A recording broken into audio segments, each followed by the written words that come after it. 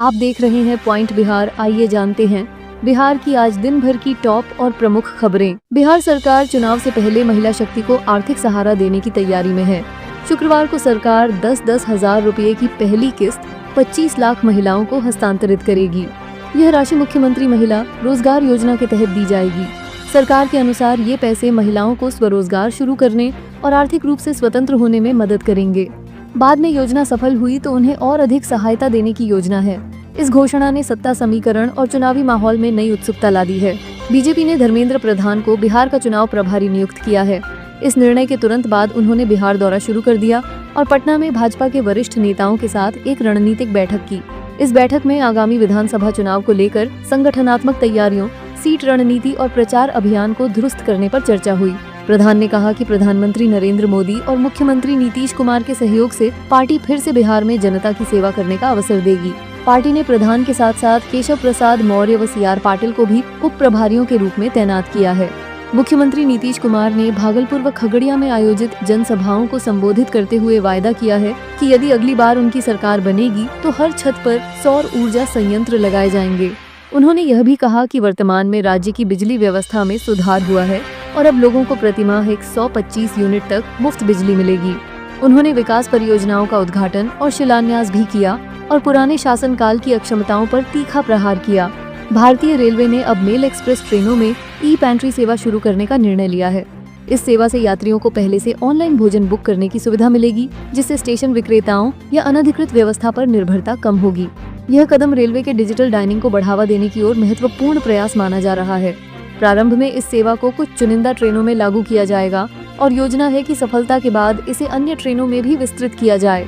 महागठबंधन में कांग्रेस ने साफ कर दिया है कि आगामी बिहार विधानसभा चुनाव की प्रचार रैली और रणनीति को कांग्रेस पार्टी नेतृत्व देगी। कांग्रेस महासचिव ने कहा कि पार्टी अपनी विचारधारा व मुद्दों को प्रचार में आगे रखेगी तथा उनका समावेशन घोषणा पत्र में होगा।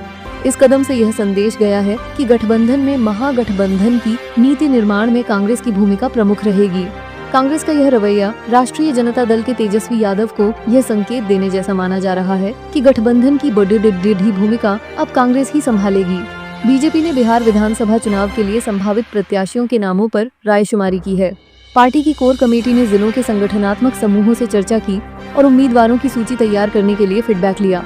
इस बैठक में सामाजिक समीकरण, क्षेत्रीय संतुलन व संगठन की मजबूती को ध्यान में रखा गया। अब यह सूची केंद्रीय नेतृत्व को भेजी जाएगी और अंतिम निर्णय वहीं से होगा।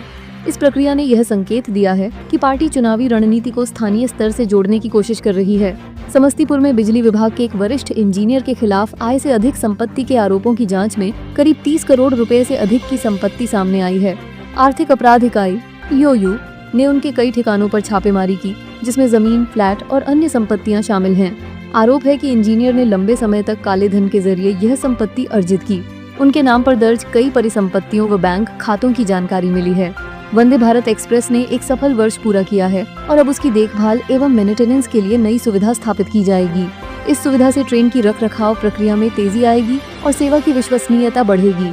पटलिपुत्र क्षेत्र में इस सुविधा की स्थापना रेलवे दृष्टिकोण से महत्वपूर्ण मानी जा रही है और इससे बिहार की रेल अवसंरचना को भी मजबूती मिलेगी।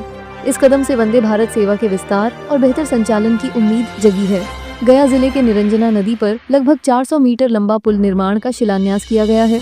केंद्रीय मंत्री जीतन राम मांझी और विधायक ज्योति देवी ने मिलकर इस महत्वपूर्ण कार्यक्रम को किया।